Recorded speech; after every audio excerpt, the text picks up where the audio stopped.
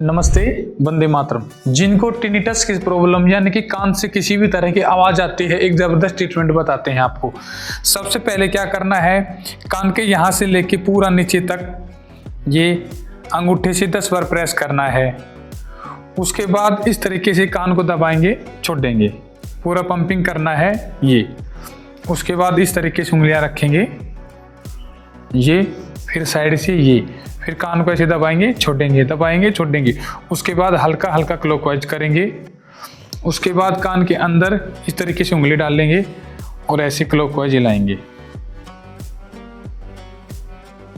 उसके बाद आखिरी में फिर एक बार कि 10 बार करेंगे हल्के हाथ से। ये कान से किसी भी तरह की आवाज आए उसके लिए फायदेमंद है। धन्यवाद।